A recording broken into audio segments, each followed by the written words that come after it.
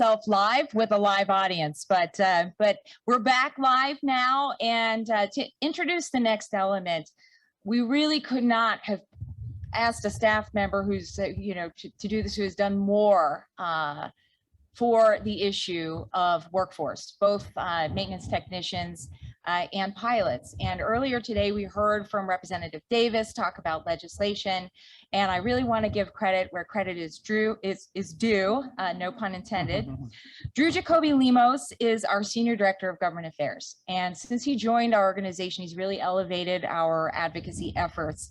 And I think that's never been more apparent than on some of the workforce progress that we have made, with potentially legislation going to be introduced on the subject of closing that gap in student loans. So we're very proud of Drew's efforts and the coalition that he's created. And so I'm going to invite Drew to the stage to introduce his panelists, and then he will moderate a lively discussion. So please join me in welcoming Drew.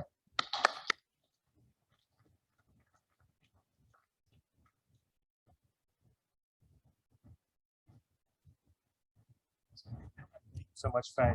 I'm gonna go ahead and have the panelists come on up, and I'll just introduce you. As you do it, we'll just have a seat.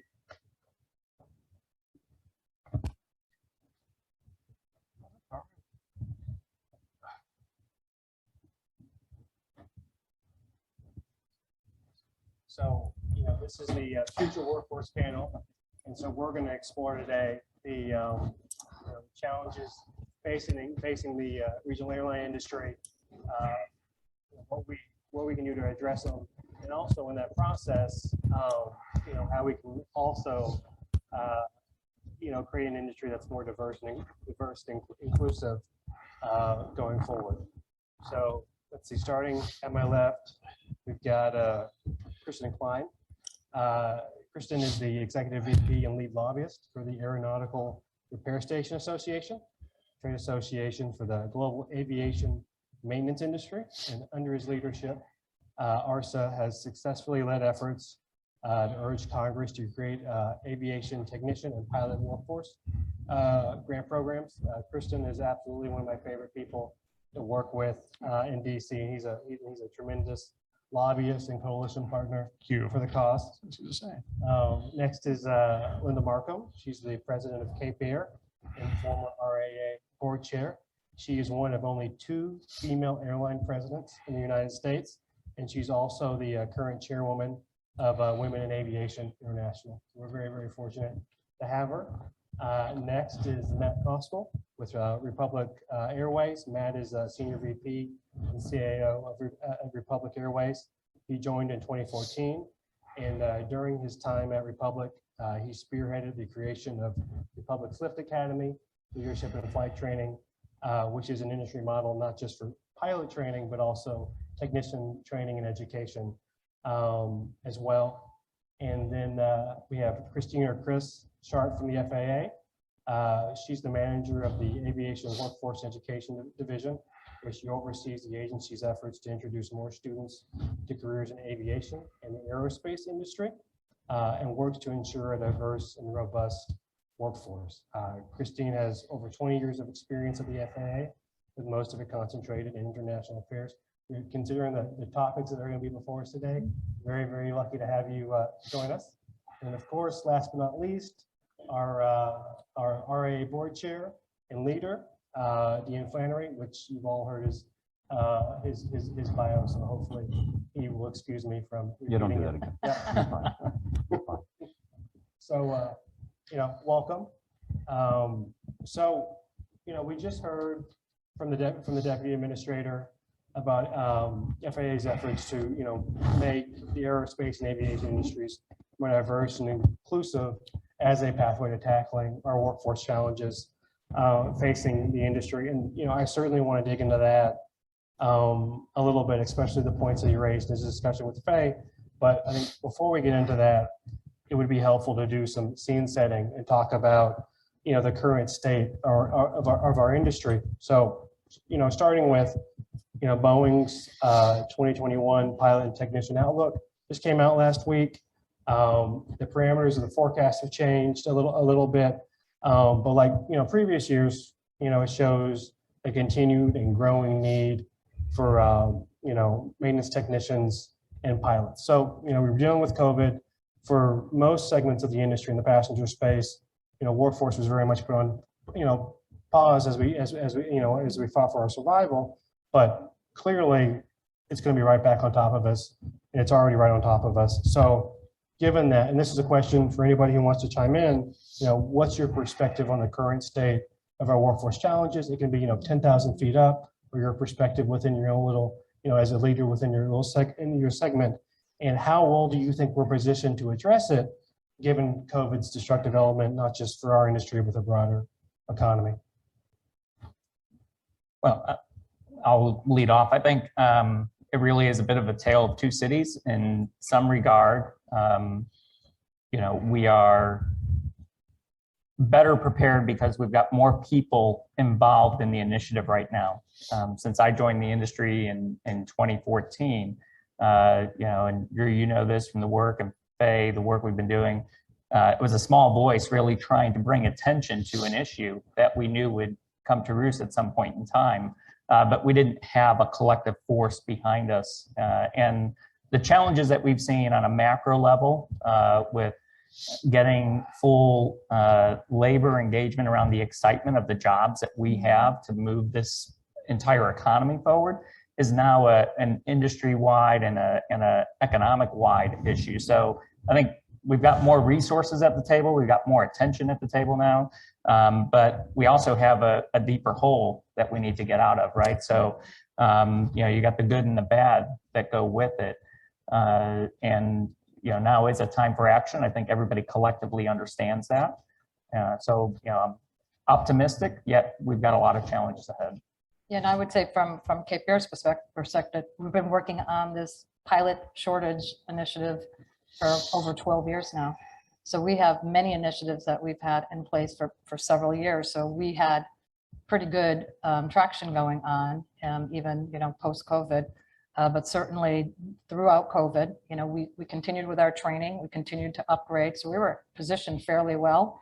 And then the industry, everybody started hiring again. And because of all of the furloughs and early retirements, we are truly seeing, a huge sucking sound now. So we definitely have a problem with not only pilots, but with technicians as well. So where we are positioned, as Matt said, we have a lot of good initiatives, a lot of focus on both technicians and pilots, but we have a big hole to climb on it for sure. Yeah, and I think just to add to that, I think we collectively, I'm going to give us collectively credit for being ahead of the game in many regards. We were talking about this. I think Drew and I started this coalition activity together back in 2017, 2018 was when we were having these conversations, 2017 actually, when we started planting the seed for the grant program. And I do think that the maintenance sector was ahead of the curve in terms of articulating the concerns about the technician gap. Obviously, the organization's interested in pilot education were ultimately added to that. So I think we've helped elevate the visibility. We collectively turned the last FAA bill into, I think, a pretty good workforce bill, actually. So that's the good news. The bad news is that, to your earlier point, we're now at probably a worse position than we were pre-COVID because so many people have left the industry. And we were, even at that point, the industry was losing about $100 million, the maintenance industry, about $100 million a month in foregone economic activity because we didn't have enough people. So we've woken people up. I think we've woken the industry up. We've demonstrated what we can do. The challenge we have now, of course, is that a lot of other industries are in the same boat we are. So we cannot be complacent. Yes, we were successful in getting a bunch of stuff in the last FAA bill to address the workforce issues, but it's by no means a job completed. Let's consider that sort of a boost to our momentum and not, hey, we did what we came to do and we're done now, right? Yeah, and I'll play off of that a little bit with the reauthorization bill. I think from my perspective, it's been a good thing because it's brought more focus to the issues. It's allowed the agency to really focus on them more. Certainly the federal advisory committees under the Reauthorization Act have been very beneficial, looking forward to their recommendations. But I think one of the biggest things for me is the partnerships that we're seeing, is that this is really brought to the forefront that we all have to work together. And this is something that we have as a common goal. And what I look forward to seeing is, even after we get these recommendations, that we continue to have those partnerships as we're moving forward, because I think that's really going to be critical to being able to face these shortages. Yeah, and just to pick up on that, just so everyone has context, what we collectively did, where Drew and I were working together very closely for 2 years, was to create a new grant program as part of the last FAA bill that was $5 million per year for technician recruitment and training and $5 million for pilot education. And it was authorized for 5 years. So a very effective program. The FAA stood that up. So you're going to hear a lot of references to this grant program over the course of the conversation. I just want to make sure everyone had context. And also, one of the core philosophies underlying the grant program was to encourage and facilitate and incentivize cooperation at the local level. The way the statute was written was that in order to apply, you had to bring to the table a school, a governmental entity, and a business or a labor union to make sure people were actually talking to one another. That was how the program was originally conceived. So that partnership we see that as absolutely key. So Dean, what about you? You're one of the 3 subsidiaries of American. You've got the cadet program. You got flow through. I think I think that those are certainly seen as advantages within the space. So what's your perspective in terms of what you're seeing in terms of getting pilots in the door, getting new maintenance technicians in the door, in terms of what you're able to offer by your position within, with American? Yeah, sure. I mean, listening to what the other participants had to say here, I'd echo. I think we made progress. It's hard to measure that progress by virtue of what's happening in the immediate environment, which is an enormity of attrition and demand on labor that we've recruited and trained. I think when this all started, many years ago, a decade ago, there was some stigma to overcome that we were a regional business that underpaid, and that was our problem. And great value has been unleashed to solve this issue where best it could, and it's failed to meet that demand in its entirety. And by virtue of that evolution, we've come across other things, which are building pipelines ourselves. You mentioned cadet programs at wholly owned as well as flow through. Those are fantastic programs and they work well. They're tiebreakers effectively though. And when the amount of opportunity exceeds your ability to retain your own folks with those benefits, you get a situation like we're in today. So we have to make the pie larger. We have to fix the supply side, the precedent to our business model, and introduce more pilots into the career path today. This is not a sustainable solution by virtue of the vehicles that we're using today. While helpful and useful, they can't by themselves solve the issue. Yeah. No, I think that's an excellent point. I think we'll spend some time later on getting more into the solutions specifically for pilots and maintenance technicians, and try to figure out how we go forward, given that the industry collectively and our partners have been working on this for a while now. So what's given the situation we face now in the dire straits, how do we continue to make progress on it, given how critical it is?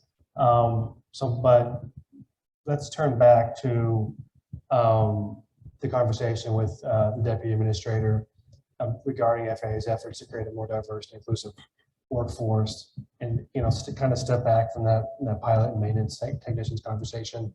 I think the focus is understandably very much within our industry on those 2 professions, given how vital they are to us. I mean, you don't have technicians and you don't have pilots, it's hard to run a successful operation. But in order to have a more diverse and inclusive workforce, it's so much bigger than that, right? You can't run an airline just based on those professions. There are opportunities throughout an airline and in the aviation industry for everybody. And part of this is letting everybody know that there are opportunities for everyone.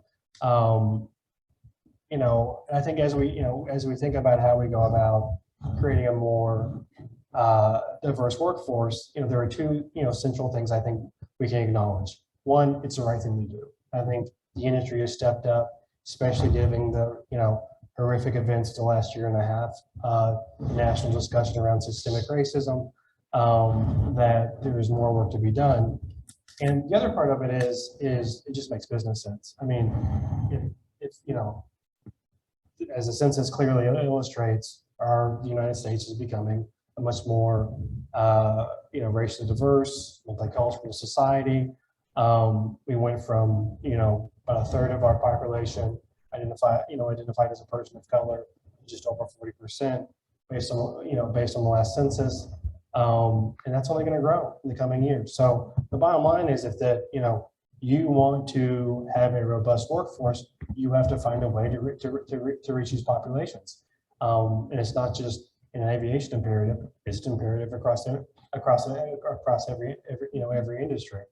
So really, I think it's a really simple question: is how do y'all approach that? How do you go out there and recruit this next generation, especially when it's a group of folks who are not represented in our profession very well at the moment? And it's not just people of color; it's across gender, ethnicity, race. So how do we go out there and get these folks and convince them they can find a home in our industry?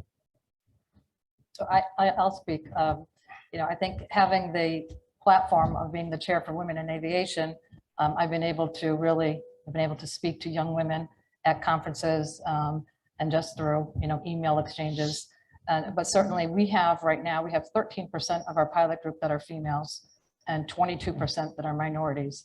And so if you look at where the industry standards are, I think we are well above that. Our goal is to have 50% of our ground schools be females. Right now we're at 28%. So we're not there yet, but we're getting closer. Certainly we use a lot of our female pilots to come with us to a lot of these conferences and speak to young women and talk about their own experiences, which I think makes a big difference to see, like, I can be a female in this industry. And we do that in our technical department as well. So, we've been able to really achieve some momentum with hiring minorities and females. We're not where we need to be. And certainly the pandemic has hurt us with some of the attrition as well, just because of childcare issues and, homeschooling. Yeah, I'll add to that. I think first and foremost, we need to recognize as an industry how far behind we are in the curve. Because until we recognize that, we won't understand the amount of force and effort we need to put behind it. I got here 8 years ago, had the benefit of coming from a different industry, life sciences, and the things that we were doing and starting to do 8 years ago when I got into the industry were things we were doing 25 years ago when I got into life sciences. So we're competing for that same talent. We're competing for the same talent that industries have a deep foundation in making attractive, making places that folks from underrepresented backgrounds feel welcome, see the path, see the opportunities, and have many more leaders than 2 females, in lead positions. So we need to realize that, this is an effort that we need to hit on mass and just not get complacent and be, excited about the grant program, great program, but a $5 million grant program, right, is it's a drop in the bucket of where we need to get as far as what is the serious investment we need to make. And one thing the deputy administrator said was, that they've sponsored a local high school or local school. And I think that's something that every leader in this building listening to us online, if you're not doing it today, you need to be doing this in your communities. If you don't have somebody on your staff who actually has experience in secondary and pre-secondary education, you need to have that person on your staff. And we need to begin to make deeper investments into our communities, into the education system, to bring folks to the excitement of this industry and realize that's what the competition's doing. It's what the competition's been doing for years. When we go back to Lift Academy, that was the very first hire we made at Lift Academy back in 2017 when we had the conceptual plan for it, was a 25-year high school guidance counselor in Indianapolis to help us understand how do we reach students where they're at. Yeah, and I guess I would just say, it's not just a transaction. It's not just the act of hiring or going out and recruiting. There's an entire process that associated with actually retaining people once you bring them in the door, once you found them. And so that's where we're seeing our members putting a little bit more emphasis. In other words, it's not just a question of going out and finding somebody, but actually cultivating them from the outset, putting together. We've got one of our very good members, a company called AAR, that's gone to a local college or community college in Chicago, the Chicago area, started a sheet metal program. And they're working to recruit people out of the inner city just with the sheet metal program that would qualify them to come in and start working at AAR. They could stay at the school and do a more extensive AA and management. They're also, the same company is doing they've actually done cohorts of where they're bringing in female technicians and they're having them mentored by other female technicians, with the idea being that the challenges you might encounter in the workplace are going to differ by gender, and trying to recognize that fact and improve the retention, not just the recruitment. Again, we can find people. Well, we can't even find people, but once you get them in the door, you want to invest in them to actually keep them around. So those types of things I think are very significant. Yeah, I Yeah. think that's a really good point as far as that's concerned. And one of the things for our airline, we have found that a lot of the females that maybe are young mothers, they don't want to commute. And so, our model has been where you can live in a hub and just go back and forth. So you're not overnighting in a hotel. So that has helped with some of our retention, but that doesn't work for every airline model. Yeah, I would say that PSA looked at this first by saying, now how do we recruit? But how do we look to recruits? What do we appear as? And there's a huge detraction that comes from, you don't look like me and I wouldn't be comfortable being there. So the first things that we started looking at was just that. We established inclusivity councils made by our members and by our teammates, and we allow them to ask us questions about why we have the structure that we do. We went aggressively go look at policies. It's amazing how many policy books are still there having things that were written 15 years ago that did not age well, and no one's paying attention to it. However, we hand every new employee a policy manual and say, you will know this. And then they hand it back and say, do you know what it says? And so it started with us looking, inclusively around what is it that we present ourselves to be, and why wouldn't we be inviting to somebody who wouldn't consider an airline career? And then of course we expand that to learning and engagement internally, know these issues, recognize these social issues. They're germane, they're serious, and they represent our future in terms of teammates. And so if we remain ignorant, blissfully ignorant about these issues, that as well doesn't come off well on the road in recruitment. We need people to feel comfortable that they may not look like the majority of the airline today, but they can be themselves here and they can thrive being themselves. So that comes through learning and engagement and teaching ourselves that tolerance and equity and taking a chance is really not taking a chance, but the appearance of taking a chance is really worth it, and letting people come in and be themselves and adding to the organization as a whole. And then turning that back around and going to the community and being very activist and very involved in the community so that we can legitimize this. We are real, we are looking at who we are, and we're making ourselves a more inclusive environment. We want you to be part of it. So this is not revolutionary, it's evolutionary. It takes time to do, but we do also recognize that there's a reason we do look the way we do. People fall into patterns and they seek like-minded, like background folks to do the jobs that they themselves have done. And we need to challenge ourselves to think differently and promote internally differently such that we can accelerate this. So it seems like some of the core tenets are, we have to do the outreach. We need to make sure that we have representation. So then when we go into the outreach, people can see themselves as a member of the company, the careers that are available and open. But there's also, aside from, I guess, that public outward facing part of it, there's doing the hard work inside the company. So people feel like they can be themselves, their voices are heard, they can be part of, making a more inclusive workforce. So, Chris, I guess my question is there anything kind of we're missing in that conversation that you've seen as part of your position within the So I'd say a lot of the things you heard Deputy Administrator Mims touch on a little bit, and we're looking at all of these things as well. So internal to the FAA, we've got a big focus on diversity, inclusion, equity, and accessibility. And including even things like now looking at gender inclusive language. We're not calling it gender neutral language, but gender inclusive language. We're going to have a summit coming up, a public summit before too long on that. So even internally in the way that we're trying to recruit for the FAA, we are absolutely looking at that.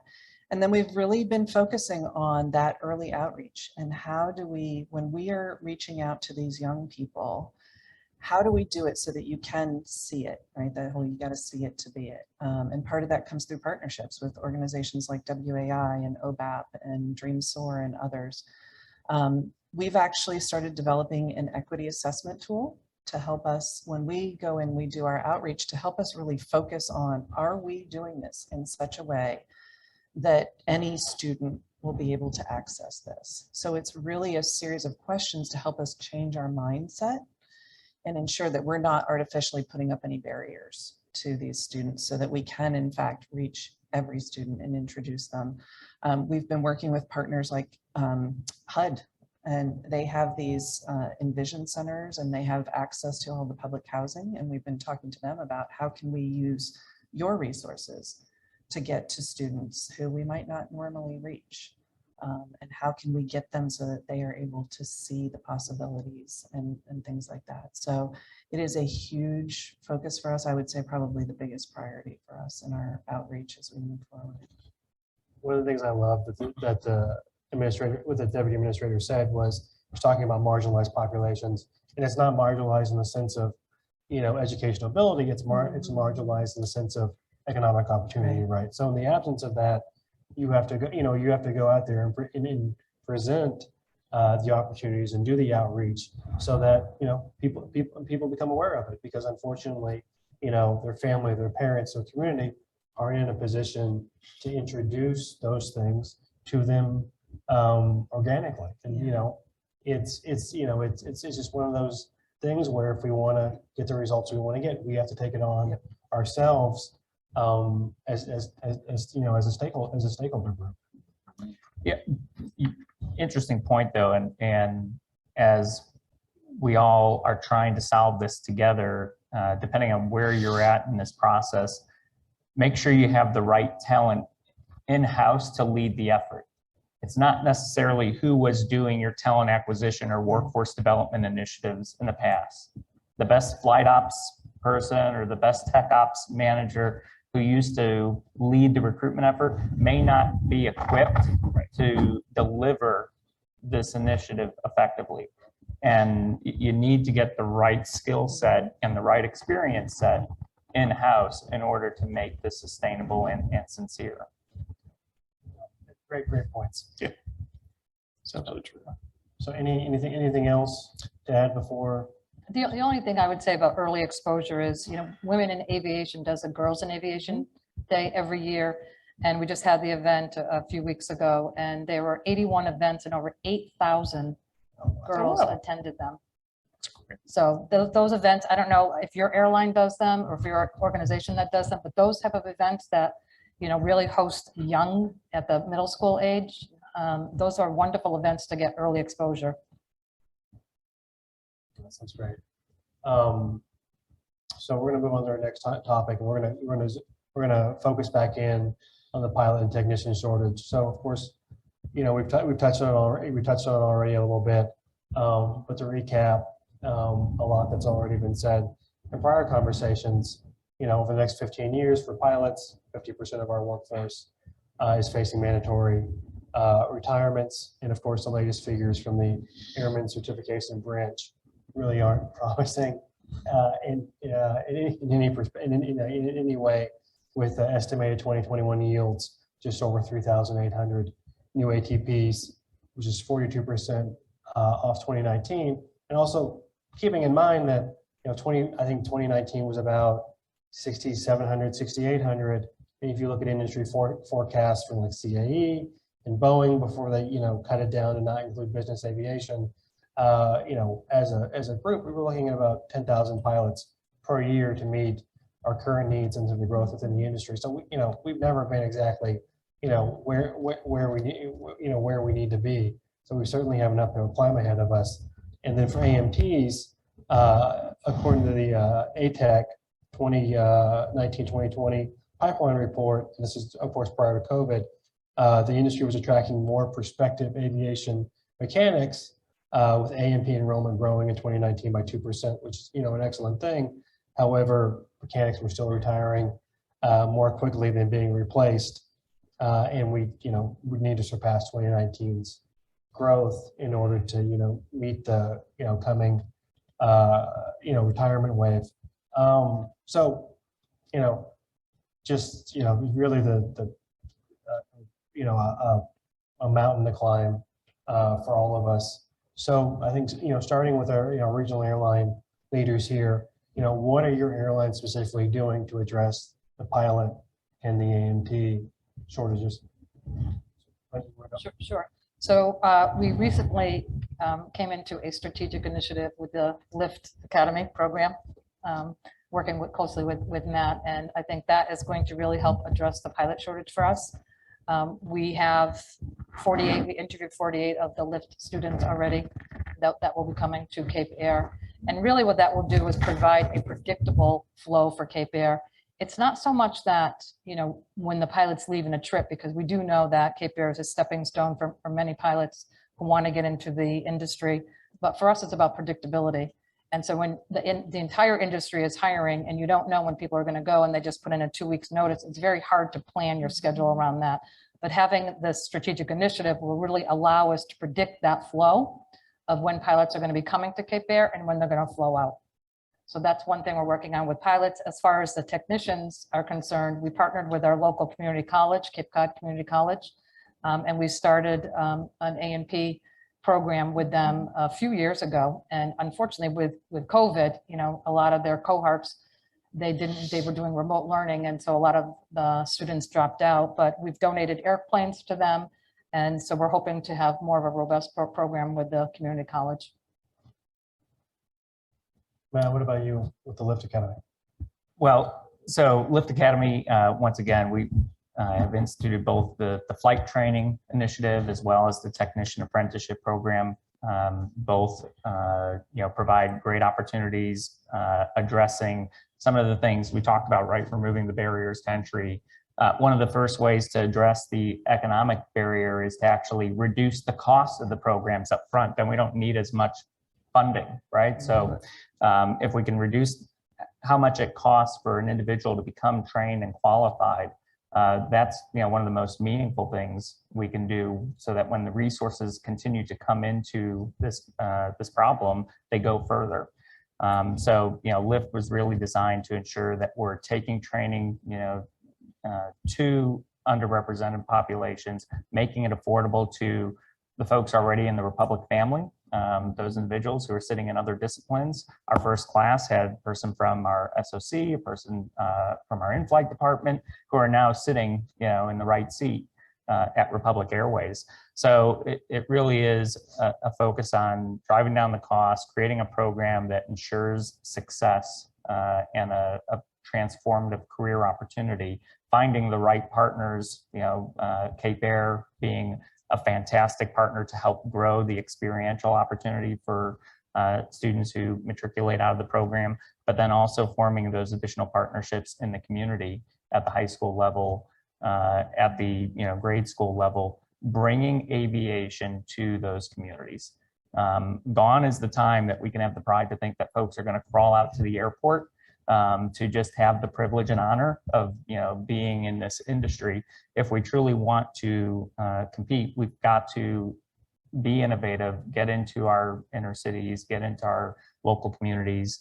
The first thing, I think Brian mentioned it, the first thing that we did from a capital side for LIFT was we invested in a box truck that was branded with LIFT and has 4 flight simulators in it to take virtual reality flight simulators to high schools that allow these students to actually fly and experience what's in store for them if they want to pursue this path. Yeah, and likewise, we are obviously are working very hard at the university and flight school level to go grow our cadet academies as aggressively as we can, partnering with American, who has their own cadet academy in Dallas with flight school. Those opportunities need to be expanded nationally. But again, as my colleagues have said here before, just knowledge of those being in existence isn't enough. We have to materially impact the cost and the timeline it takes to enter this profession, or we're going to have measured success. And so we've got to keep our efforts up to educate those who are in a position to change regulation, in particular the FAA, to explore new opportunities, to use all the AI and the sim technologies that are out there today. We all know it. We've been saying it for a decade, and we now have an audience, but we need to have a little more courage, and we need to work hard to build pilot programs, to take some risk in private partnership or private-public partnership, to go develop some test beds here where pilots can get trained in the circumstances, and we can make good scientific assessments as to the quality and the efficacy of that training, independent of how much it costs or how long it takes. we all know the answer is you can get a very good qualified pilot in far less time than it takes today. So I think that started as a whisper years ago. It's now in a conversational tone, and we really need to amplify it and make it much more pronounced, and invite people into that space that can be productive, can be pioneers in that area, and can help us move ahead faster because time is not on our side. Yeah, a couple of things, just if I could mention. I mean, we've already talked about the grant program a little bit, and the first round of applications just came in back in the spring, right? And we got, was it 350 some odd applications? Yeah, it was a little bit over 3. Between the 5 million for pilots, 5 million for technicians, which was significant because to my mind, that was a clear message to the FAA and to Congress that there's a huge demand for this program, a lot of pent up demand for federal support for an innovative program. So we're looking forward to opportunities to expand the program and see where the FAA takes it. But there are a couple other things we've done from a policy standpoint over the last couple of years that we hope will facilitate, at least improve efficiencies. So one thing that was included in the FAA bill, and this was something that ARSA had proposed, was to task the FAA's Aviation Rulemaking Advisory Committee to look at the certification of repairmen. Right now, the rules are somewhat limiting. They don't allow for things like movement between companies and things like that. So we saw opportunities to improve the value of the repairman certificate as a credential, not to put it on par with A&P certificates for those of you who may have those and might be concerned about that competition, which we certainly got some even pushback from our own members who had A&P certificates, worried that this was going to somehow diminish the value, but better recognize specific skills that we need in the industry through that repairman process. And so that's a conversation that's currently taking place within the FAA's ARAC. Another very significant development, I think this was in late 2020 that we were able to accomplish this, was to direct FAA to update Part 147, which is the regulation that governs the technician schools. It hadn't been updated comprehensively really since the 1970s. So not only were the curriculum standards out of date, which are set by the regulation, but also the ways in which learning is delivered. And so the legislation, the big omnibus bill that went through at the end of the year last year, directed the FAA to update Part 147. And we think that that will go a long way to improving the quality of students coming out of schools, because one of the problems, one of the areas where my members, the repair stations, are encountering problems is that they get kids out of school, or I don't want to say kids, let's say graduates out of A&P programs, and they simply don't have the qualifications or the knowledge to work in a 21st century aviation sector. And so we're hoping that that this effort to make the technicians, the school standards more outcome driven will be a significant help in that regard too. And I don't know, at some point we can maybe see where the FAA is on these things, but those are some other, from a kind of the DC policy side of things we're trying to do to reduce some of the inefficiencies. The comment I'd make as far as when we're looking at the pilots and mechanics, again, talking towards some of these partnerships. So one of the things that we've really been looking at is how do we get and promote into the high schools, so that the AOPA curriculum certainly, and then the Choose Aerospace curriculum on the maintenance side. And so we're really trying to partner with them. And as we look back to our Adopt a School programs, how do we adopt schools that are in those pyramids that are giving these kids a real pathway, so that we don't just kind of touch them once and get them excited, and then we don't have them, with the availability to be on a pathway there.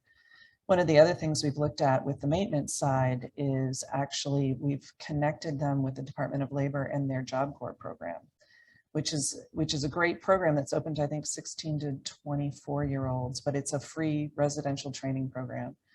And they're looking at trying to pilot a couple of programs for aviation maintenance technicians, which is another way that we can really try to reach into some of those communities that we may not have reached before. Again, trying to put that focus on those particular careers.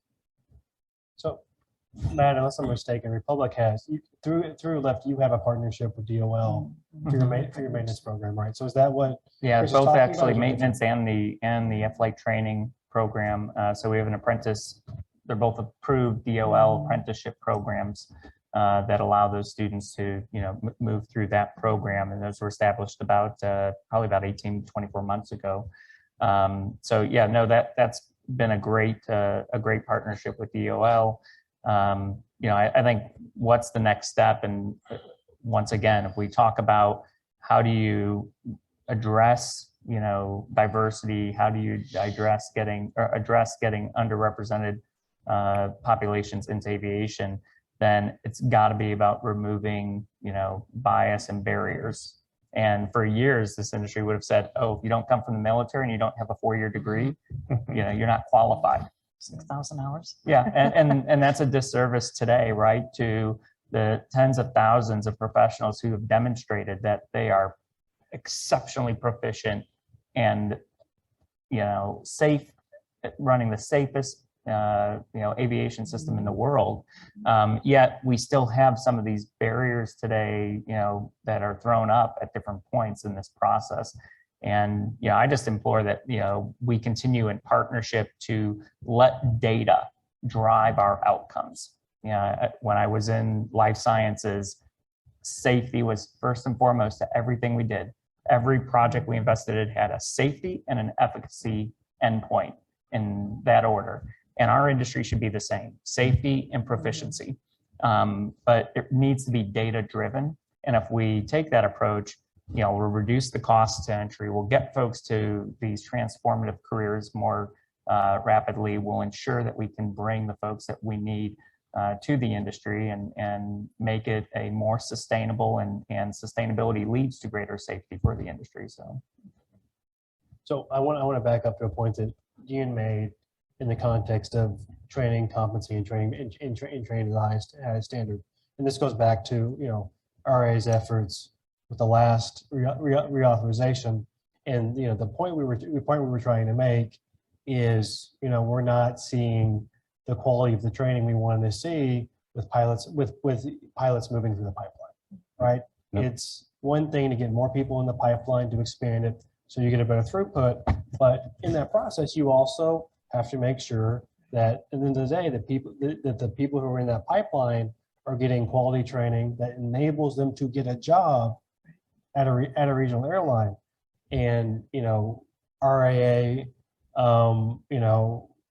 through RAA had seen through multiple pilot source studies, which were peer-reviewed studies conducted by researchers at some of the most prestigious aviation universities in the country, that specifically analyzed how pilots are doing in new hire training environments, that they weren't doing as well as we hoped following the first officer qualification rule.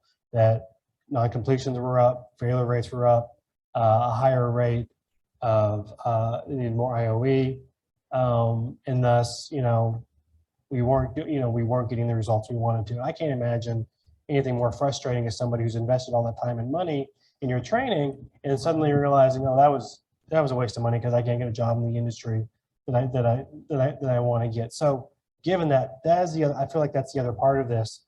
How do we address that, Dean? How do we ensure that they're getting the best training they possibly can within as they build their hours? Well, that's a great question. I mean, that unstructured flying that just creates rust after an education is really debilitating. And it's fairly straightforward to say just shrink that time from when they come out of structured school to where they get into a structured training program at a 121.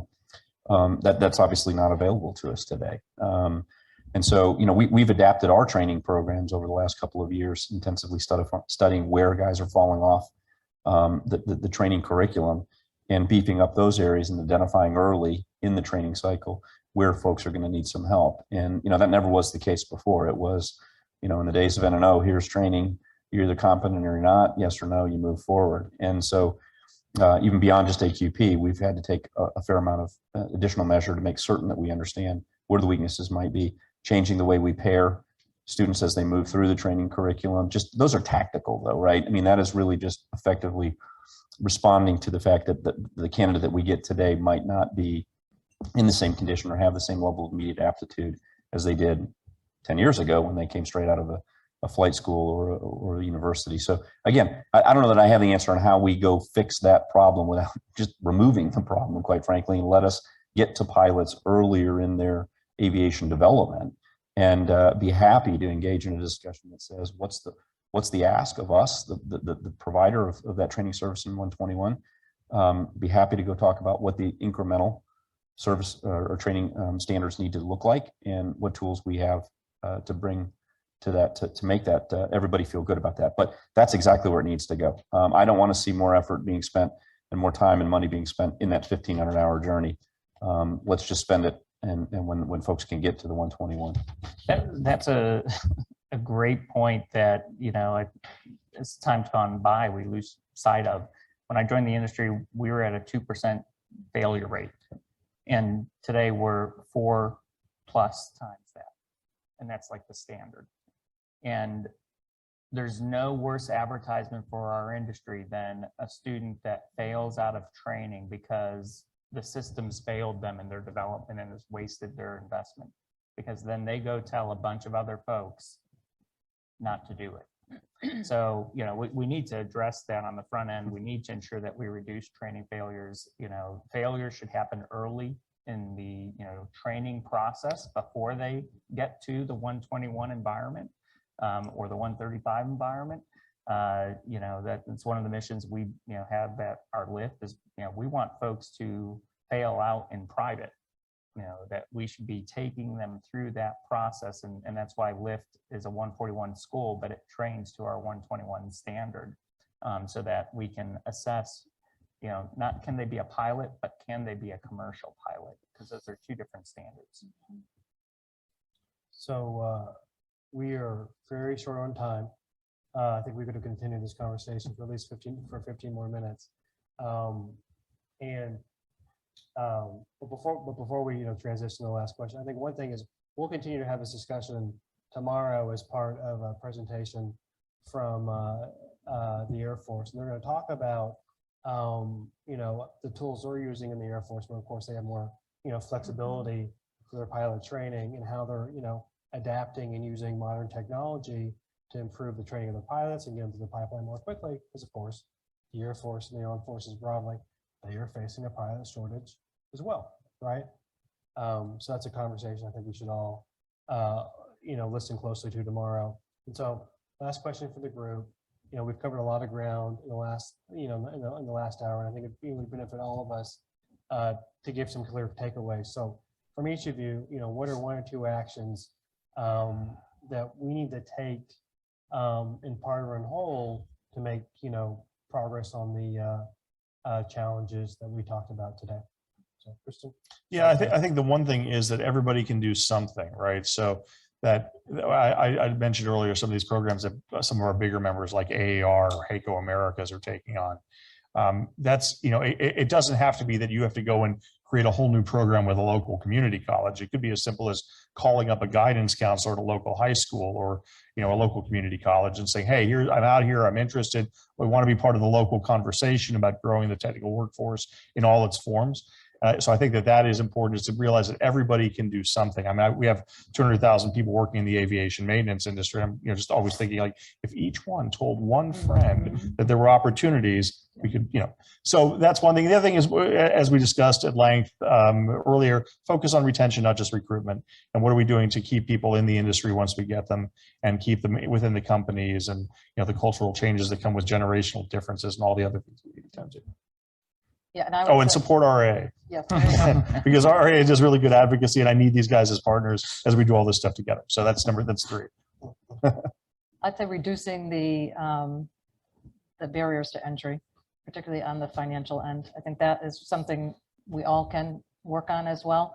I know that at Cape Air, we're doing, our part as far as what the deputy administrator said about is paying for some of these programs for education, whether it's for the technical program or pilot programs, but there's a lot more that can be done, I think, on a much larger level. And I'll steal Matt's about adopting a school. Yeah, look, echoing what you're saying, I will venture to bet whatever you're investing isn't enough.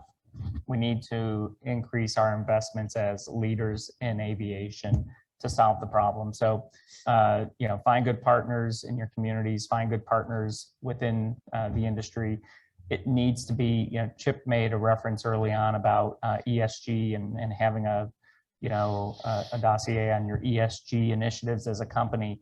That is incredibly important for this next generation to understand that the industry and the companies that represent it want to be a part of their community. So we need to make investments that are much deeper than, you know, the regional airline industry ever thought was a part of their focus and their priorities. And honestly, you know, the broader industry has just started to realize as a part of their focus over the last decade or so. So I'd say, I'd kind of echo what some of you said, and I'd say start early. You know, get out there. It's never too early to get to the young people. Do it in partnership. I think we all need to look at, as I was saying earlier, it's not just about the one time you reach out, but how do we put these kids on an actual pathway? And the other thing I'd say is look at the way you're doing it, because we've got to reach young people in different ways than we have in the past. So whether that's social media, or we actually have run a couple rounds and are getting ready to launch another of something called Airport Design Challenge, which is reaching out to kids using Minecraft. And it's a challenge for them to recreate a local airport in Minecraft, but they learn lessons along the way. So really kind of trying to get the kids where they are. So that those are the things I would say.